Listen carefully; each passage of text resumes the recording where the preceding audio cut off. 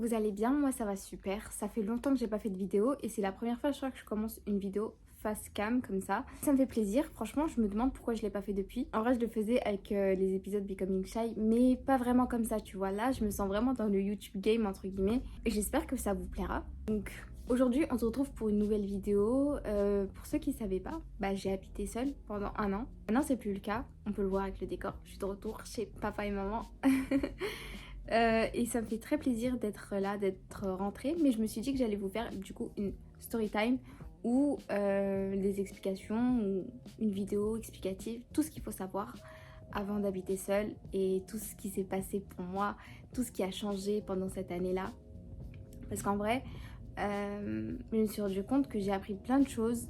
J'ai eu beaucoup de recul sur la situation, sur moi. J'ai appris beaucoup de choses sur moi-même, sur la vie, sur mes envies, sur ce que je désirais. Et en vrai, ça m'a beaucoup formée, entre guillemets. Alors qu'il y a quelques années, je me disais que jamais j'allais pouvoir vivre toute seule.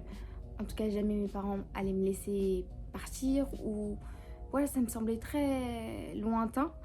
Alors que ça m'est arrivé, là, après, j'ai 21 ans, j'ai envie de vous dire. Donc ouais, non, quand même, c'est difficile de couper le cordon, en vrai, pour n'importe qui. Donc j'ai été très heureuse de vivre ça, très contente. C'est pas tout le monde en vrai qui est capable de vivre seul. Moi personnellement, pour pas vous spoil, j'ai kiffé cette expérience. Moi j'ai trop aimé vivre seule, c'était tellement bien. Mais j'ai été aussi contente de rentrer parce que après c'était une décision voulue, tu vois. J'ai voulu rentrer parce que j'avais d'autres envies, d'autres projets, j'aspirais à autre chose, j'avais peut-être appris ce que je devais apprendre selon moi. Bref, stop the car, je vais vous expliquer comment ça s'est passé du coup. Comment j'ai pu, sachant que c'était compliqué un peu pour mes parents, enfin pour mon papa. C'était un peu compliqué parce que en plus moi je suis une fille à papa, j'aime trop mon papa. Donc c'était compliqué pour lui. Déjà moi je suis en région parisienne et je suis partie vivre à Lille. Enfin dans une ville à côté mais on va dire que c'est Lille. Pour que vous puissiez vous situer. L'année dernière, j'ai eu mon bac+3, j'ai eu mon BUT technique de commercialisation et j'ai été diplômée. Il fallait du coup que j'aille en master. Chose que je n'ai pas voulu parce que j'aspirais pas à faire encore 2 années d'études. C'était pas ce que je voulais et puis pour être prise, c'était compliqué. Puis en fait, sur le moment, à l'instant T, c'était pas ce que je voulais. Et je me suis plutôt dit, pourquoi pas me réinscrire sur Parcoursup et de faire une année autre part. Une année où j'apprends quelque chose que j'aime. En fait, j'avais déjà eu ces 3 années sur le dos. Et je me voyais prendre une pause en fait, stop. J'en pouvais plus des études. Donc je me suis dit, pourquoi pas refaire des études, mais du coup les refaire plus loin, avoir une nouvelle expérience, vivre seule. Donc je me suis réinscrite sur Parcoursup, recherchant des licences en langue étrangère. Et du coup j'ai choisi langue étrangère arabe, avec option japonais. L'option tu l'as choisie plus tard, mais bref, c'était ça que j'ai fait du coup toute cette année. J'ai fait mes demandes sur Paris et sur Lille. Et ça allait être le ramadan. Donc pendant le ramadan, j'ai demandé à la pays de me donner le mieux pour moi. J'avais vraiment envie de changer d'air et de partir à Lille. Et honnêtement, j'ai vraiment insisté pour qu'ils me donnent Lille parce que je voulais vraiment Lille. Même si je savais que mes parents, eux, préféraient Paris. Mais bon, moi je voulais Lille, je me disais, c'est pas grave, j'allais être en logement étudiant, je vais pouvoir vivre seule, savoir ce que ça fait. Je voulais vraiment être indépendante. En plus, il faut savoir que moi je suis quelqu'un de solitaire à la base. J'aime bien rester dans ma chambre, j'aime bien avoir mon coin, enfin voilà, donc je savais qu'en fait j'allais kiffer ma vie, donc laissez-moi partir en fait. Et finalement c'est ce que j'appelais m'a accordé. J'ai été acceptée à Lille et non à Paris, c'était super, j'ai directement entamé les procédures pour m'inscrire. Sauf que j'avais pas de logement. Donc pendant la période où il y avait les logements disponibles sur le site du Crous là, messervices.gouv, j'ai fait mes demandes etc, mais elles étaient refusées pour la première étape, refusé encore pour la deuxième et refusé encore pour la troisième. Je me suis dit, oh, mais comment je vais faire en fait? Ça me stressait un petit peu, mais au fond de moi, je me disais que c'est pas grave, ça allait le faire et tout. Franchement, je le sentais bien, je me disais, tranquille, je vais refaire mes demandes, je vais refaire et ça va le faire. Et j'invoquais beaucoup à ce moment-là, je me disais, mais il faut absolument que je trouve un truc en fait, voilà. Et Dieu merci, en fait, il y a ma tante qui habite à Lille, enfin elle habite à côté. Du coup, je me suis dit, c'est pas grave, je vais aller chez elle, le temps de trouver quelque chose. Et au fond de moi, je savais que j'allais trouver quelque chose, mais c'était un peu stressant, tu vois. C'était surtout stressant par rapport à mes parents, parce que mes parents ils disaient, mais oui, mais tu vas les déranger, mais t'as toujours pas de logement, c'est compliqué et tout. Du coup, c'était un peu la galère. Et ce qui s'est passé, c'est que mes parents, ils étaient vraiment beaucoup stressés. Moi, je l'étais pas, parce que déjà, de base, je suis pas quelqu'un de stressé. Mais je les voyais un peu dire, oh, comment tu vas faire comment, non, non, non. Et bref, moi, je disais rien, j'avais confiance, je me disais que ça allait le faire, ça allait le faire. Et en fait, le jour où il fallait partir, enfin, le jour d'avant, 2 jours avant, en fait, je crois. Même non, c'était même pas 2 jours avant, c'était une semaine avant. J'ai eu une grosse migraine. Mais une migraine. Tu sais, j'ai jamais eu de migraine. De ma vie entière, j'ai jamais eu de migraine. Et là, j'ai eu une migraine tellement forte. Tu sais, quand il fallait prier, je devais tenir ma tête pour descendre, me prosterner. Parce que c'était une migraine, t'allais ouf, genre. J'étais choquée de ma migraine, quoi. Et j'étais vraiment choquée de ce qui m'arrivait. Et j'avais peur, je me suis dit, mais qu'est-ce que c'est que ça et tout. J'avais fait mes prières de consultation, je me suis dit, est-ce que ce serait pas un signe négatif qui me dirait que il faut pas que j'y aille, il faut pas que j'y aille. Et c'est là que le moment important arrive. C'est tellement important d'avoir des amis avec qui tu peux échanger, parler, qui ont du recul sur la situation. Parce que c'est ce qui s'est passé. Je suis partie voir une amie à moi, c'était prévu. Je devais la voir avant de partir. Et je lui ai tout raconté. Je lui ai dit, mais je comprends pas en fait ce qui s'est passé là encore. J'ai encore mal à la tête tellement je sais pas en fait. Est-ce que ce serait pas un signe qui me dirait qu'il faut pas que j'y aille, etc. Et elle a su trouver les mots et ça m'a tellement rassurée parce que je me suis dit, ah, j'ai pas mal compris, tu vois.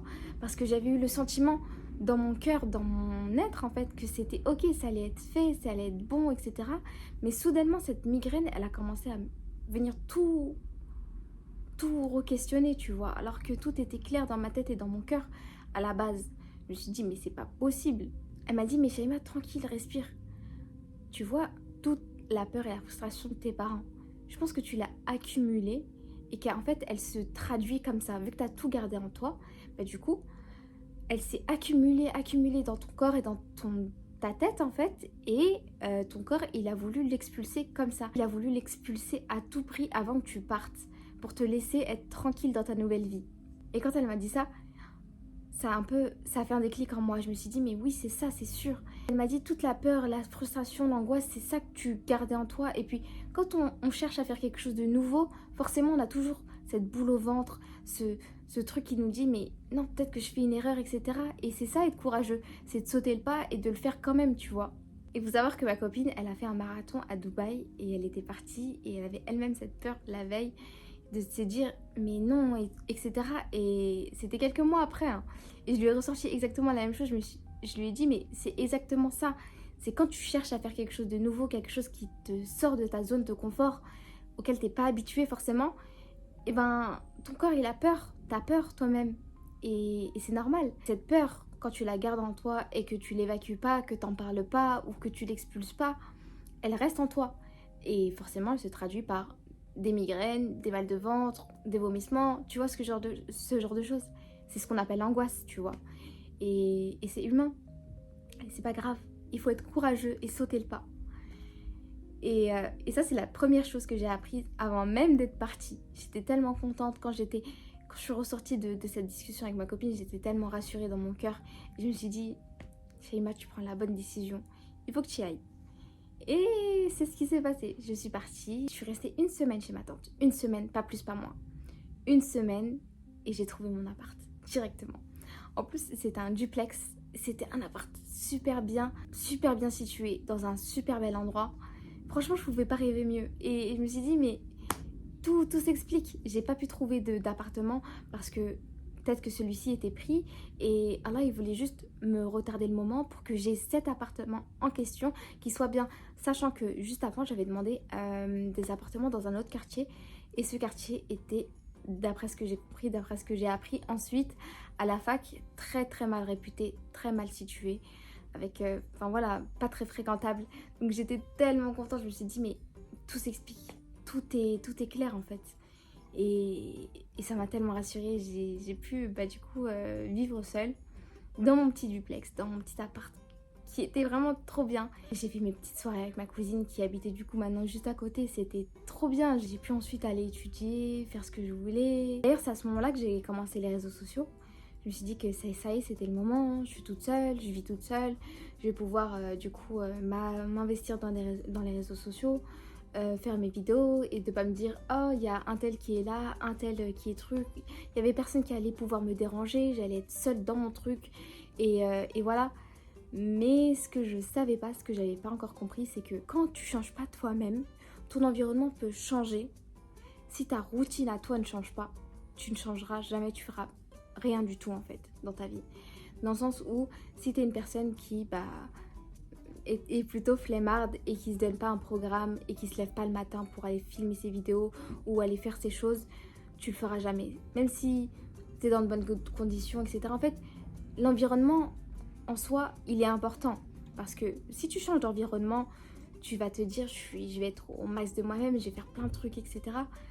Mais tant que toi, t'as pas eu le déclic en toi, tu le fais pas, tu vas jamais le faire. Et c'est ce qui est arrivé et c'est ce que j'ai vu par rapport aux réseaux sociaux. Donc au début, j'étais vraiment à fond. Je faisais vraiment plein de vidéos. Et ensuite, quand t'as tes périodes de down, t'as tes périodes de oh j'ai la flemme, hop jusqu'après, oh juste après. Et ensuite, tu repousses. Si tu te mets pas un coup de pied aux fesses, tu le feras jamais. Et ça, c'est que tu vives toute seule ou que tu sois chez toi. Si tu te lèves pas et que tu vas pas faire les choses ne vont jamais changer. C'est logique, c'est ce qui s'est passé.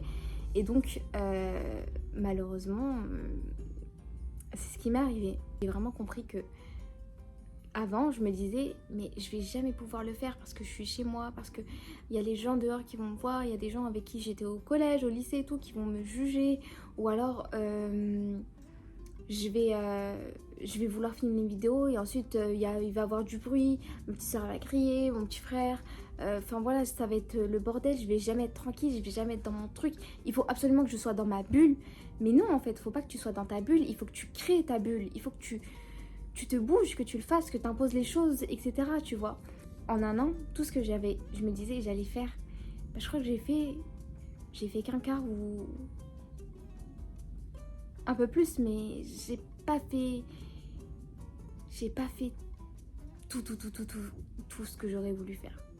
Et c'est normal, parce que tu te dis je vais faire ça, mais en fait au final tu fais juste ça. En vrai non, c'est pas normal. Il aurait fallu que je me bouge un peu plus, que je comprenne les choses un peu plus vite, mais c'est ce qui s'est passé, c'est le dessin, je me dis.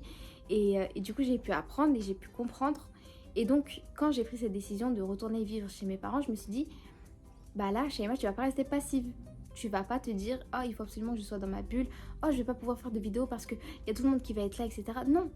Tu essayes de t'organiser. Même si les autres sont là, tu essayes de trouver un moment. Tu essayes de leur faire comprendre. Tu essayes d'imposer les choses pour que justement tu sois plus à l'aise. Et puis que voilà, tu te bouges. Tu changes ta routine. Parce que si tu attends que les choses se passent, il n'y a rien qui va se passer. Et ouais, je crois que c'est ce que j'ai appris le plus cette année. C'est voilà, si tu veux changer ta vie, il faut changer soi-même, il faut se lever, il faut se bouger, il faut travailler et voilà.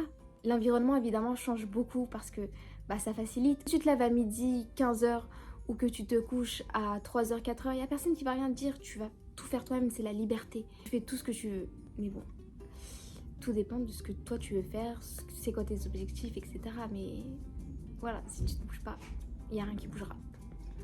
Donc voilà pour ma petite story time. Ensuite j'ai décidé de rentrer parce que j'avais d'autres aspirations, d'autres projets, d'autres envies et je suis très contente de rentrer. En fait t'es contente de rentrer parce que aussi je suis contente de rentrer parce que c'est la décision que moi j'ai prise en fait, tu vois. Si c'était quelque chose qui m'était imposé, je pense que j'aurais mal vécu, enfin forcément.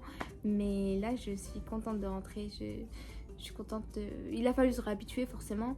Même si je suis partie que un an, il y a beaucoup de choses qui ont changé, les habitudes des autres. Je suis retournée dans la chambre avec ma soeur, donc elle qui avait l'habitude d'allumer la lumière, de rester toute la nuit éveillée, etc. Et qui moi, du coup, me couche plus tôt. Fallait se réadapter, mais c'est normal, tu vois. Après, c'est la famille. Ça, c'était l'histoire et la morale. La deuxième chose que j'ai apprise, le budget. Tu vas vraiment faire attention au budget. Si t'es quelqu'un de dépensière comme moi ou qui, par exemple, quand les parents font les courses, tu mets tout ce que tu as envie dans le caddie et tu n'as pas forcément le réflexe de regarder le prix, etc. Ou tu te dis tranquille et tout.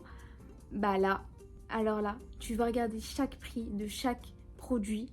Tu vas mémoriser tout. Tu vois les discussions de grandes personnes qui disent oui, la lessive elle est moins chère. Tu vas avoir ce genre de discussion aussi parce que tu vas savoir les promos de chaque chose. Parce que tu vas chercher la bonne affaire partout. Parce que l'argent, c'est vraiment vraiment super précieux. Surtout quand tu habites seule. La troisième chose, la plus importante à savoir, c'est que la solitude est là. La solitude peut te peser à certains moments. Après, si ta solitude est choisie, c'est ce que tu as envie, tu le vis mieux avec forcément. Mais si t'es pas quelqu'un qui aime forcément la solitude ou qui le vit mal, là, vivre seul, forcément, ça va pas te convenir. Parce que si t'es pas quelqu'un comme ça, etc., tu vas être vraiment nostalgique, tu vas être triste. Et c'est pour ça que je me dis que vivre seul, ça correspond pas forcément à tout le monde. Des personnes qui sont plutôt solitaires, etc., comme moi, ils le vivent vraiment bien. Et puis si parfois tu as des envies de il faut que je parle à quelqu'un, etc., tu prends ton téléphone, t'appelles, tu fais des FaceTime avec tes copines ou avec ta famille, et puis après c'est bouclé. Limite après t'as envie de raccrocher plus vite pour regarder ta série, pour être tranquille. Donc non, franchement la solitude c'est propre à chacun, c'est propre à la personnalité que tu as et voilà. La quatrième chose à savoir, c'est que forcément l'organisation c'est essentiel par rapport à tes cours, par rapport au ménage, par rapport à la vaisselle, etc. Être organisé, ne pas accumuler les choses, que le ménage soit fait, que ce soit pas rapidement le bordel. Si t'es pas quelqu'un de maniaque, tu vois, enfin voilà, faut s'organiser, tout simplement. Parce que le responsable en fait de ton foyer, c'est toi du coup.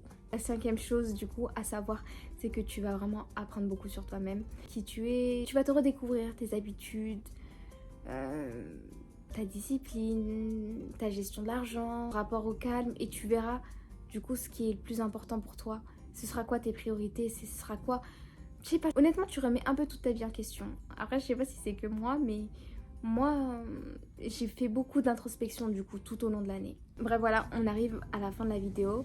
Habiter seul, c'est pas seulement gérer un appartement, c'est vraiment apprendre à se redécouvrir soi-même et évoluer, grandir. C'est une bonne expérience. Personnellement, je m'en ressors grandie et chaque personne qui me dira j'ai envie de vivre seule, je la motiverai à 100% de vivre cette expérience parce que je sais pas, je pense que c'est quelque chose d'important et qu'on devrait tous expérimenter au moins une fois dans sa vie. Après, tout dépend de qui tu es, de ta personnalité, si t'es quelqu'un d'autonome déjà de base aussi. Mais ouais, c'était super, c'était important, mais ouais, c'était super, c'était incroyable.